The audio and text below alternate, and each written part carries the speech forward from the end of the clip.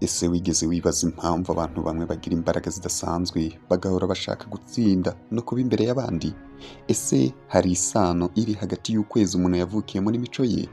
Uyu munsi turasesengura ubuzima, imico n'imyitwarire by'abantu bavutse mu kwezi kwa Mata, ukwezi kw'abanyembaraga, abayobozi n'abatinyuka. Ukwezi kwa Mata ni ukwezi kwa kane mu mwaka, ni igihe isi iba iri kuvuka bushya, ibimera biramera, ubuzima bugasubira ku murongo.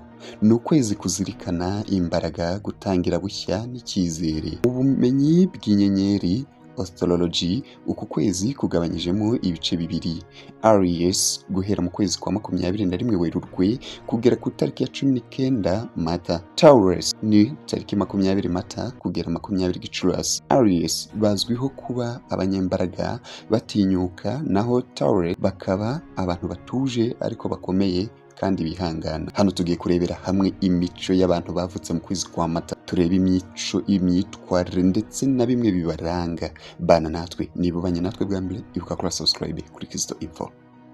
Ikintu cya mbere, abantu bavutse mu kwezi kwa kane bakunze kuba abanyembaraga kandi batinyuka. Abantu bavutse muri Mata bakunda guhangana n'ibibazo aho kubihunga, ntibatinya gufata ibyemezo bikomeye.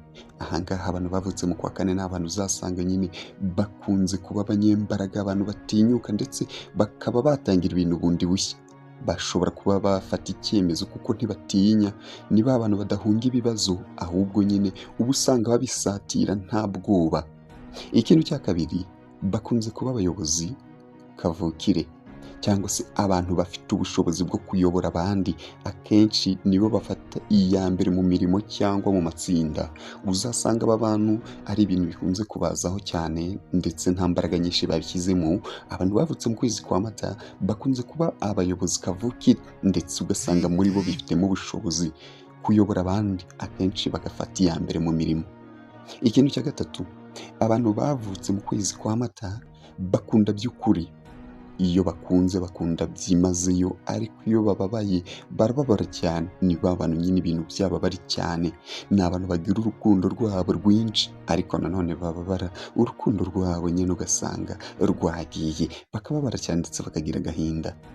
Ikintu cya kane, ku bantu bavutse mu kwezi kwa Mata ni abantu bihuta mu gufata imyanzuro, ntibakunda gutinda, dore ko nyine iyo bashaka gufata umwanzuro bafata icyemezo vuba, ndetse bamwe bakavuga ko nyine bahubuka, rimwe na rimwe bakangwa mu makosa kubera kwihuta.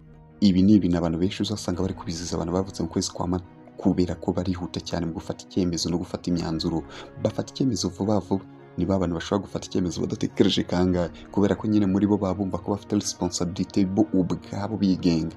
Ntibakunda gutinda mu bintu nyine, iyo ashaka gufata ibintu arihuta cyane akaba yafata icyemezo atagishije inama cyangwa se atarebye ku ruhande. Ikintu cya gatanu, abantu bavutse mu kwezi kwa Mata barakara vuba ariko bagahita babivamo. Ni ba bantu nyine bashobora kugira uburakari vuba vuba, nubwo barakara byoroshye ntibakunda kubika inzira. Akenshi umujinya wabo nyine uzashira vuba vuba kubera ko barakara vuba ariko ntibatinda mu mayira.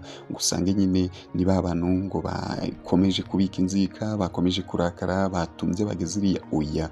Akenshi uzasanga nyine ari ba bantu barakaye ariko bigahita birangira. Hano ushobora kwibaza uti, ese abantu bavutse mu kwezi kwa kane imyitwarire yabo mu buzima busanzwe? Aha reka tujya mu mashuri. Kenshi nitugera mu mashuri, aba bantu bavutse mu kwezi kwa kane ni abanyemurava, bakunda gutsinda ariko rimwe na rimwe bakaba batihangana mu masomo abasaba igihe kinini, kubera ko nyine ni abantu nyine baba bafite umurava mu byo bakora, bagakunda gutsinda kuko akenshi ari abanyabwenge, ntago bakunze kwihanganira amasomo bafata igihe kirekire.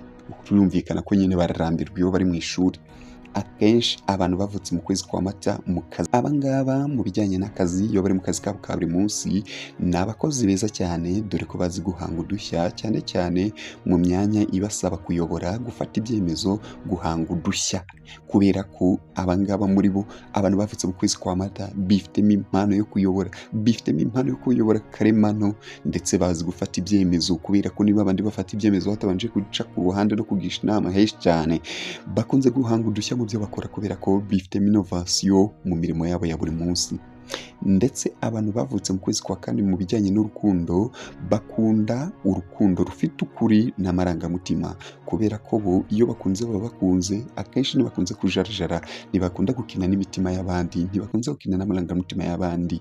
Ni byiza ko nyine akenshi abantu bavutse mu kwezi kwa kane niba mugiye mu rukundo bakunde, ndetse kubera ko urukundo rwabo baba barufite imbere cyane, bakunda urukundo rufite ireme ndetse n'imbere heza. Mu buzima busanzwe abantu bavutse mu kwezi kwa Mata bakunda kuba imbere, bakaba ahantu bagira influence ku bandi, kubera ko akenshi bakunze kuvuga, bakunze gufata ibyemezo, bakunze no kugira amarangamutima vuba, nubwo barakara vuba ariko bigashira vuba.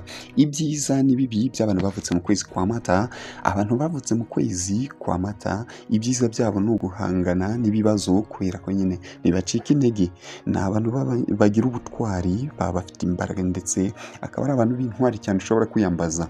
Kuba inyangamugayo ni bimwe mu bintu bibaranga, uba usanga ari inyangamugayo, kuyobora neza, ndetse bakavamo abayobozi beza. Ibyo ni bimwe mu byiza byabo bibaranga. Ibibi byabo rero by'abantu bavutse mu kwezi kwa Mata, barihuta cyane, barakazwa n'ubusa, barakara vuba vuba cyane, ibindi byindi bavoma hafi, kutihangana rimwe na rimwe, gukunda kuganza abandi. Nta muntu utunganye, ariko kumenya imico yawe bigufasha kuyinoza. Ahangaha inama twagira ku bantu bavutse mu kwezi kwa Mata, niba waravutse mu kwezi kwa Mata, dore zimwe mu nama zishobora kugufasha gutera imbere. Jya wiga kwihangana, tekereza mbere yo gufata ibyemezo, gerageza kugenzura amarangamutima yawe, emera gukorana n'abandi utabategeka cyane. Imbaraga ufite n'impano, uko uyikoresha nicyo kigena ejo hawe heza. Abazibaza ngo ese ibi biba kangahe ku ijana, utese ibi ngibi ikigereranyo cyabyo bishoboka kangahe kugira ngo usange n'umuntu wavutse muri uku kwezi kwa Mata nyine bihuye neza n'imico n'imyitwarire mu byo tumaze kuvuga. Ibi ngibi ndagira nkubwire ko bingibi ari imico ndetse n'imyitwarire y'abantu bavutse mu kwezi kwa kane, ushobora gusanga ku muntu wavutse muri uku kwezi ari 90%. Uzasanga kenshi afite imyitwarire, ntabwo bizahura 100%, ariko byanga bikunze na 90%. Ngayo nguko rero, niba uri umwe mu bavutse muri uku kwezi, twandikira muri comment utubwire niba biri guhura, ese biri guhura kangahe ku ijana ugereranyije imyitwarire yawe n'imico yawe. Niba bitari guhura nabyo uratwandikira muri comment section. Ndetse mwakoze cyane, icyo nababwira nuko mwakoze kubana natwe, ndabashimiye. Amahoro Imana akomeze abane namwe. Njye mwumvaga ari Kizito nk'ibisanzwe. Ibuka kuri subscribe, usangiza ku inshuti zawe, niba hari inshuti abavandimwe ufite ushobora gusangiza, kugira ngo bamenye neza nabo bamenye imyitwarire yabo. Ahangaha ni kuri Kizito Info, aho musanga byinshi byiza.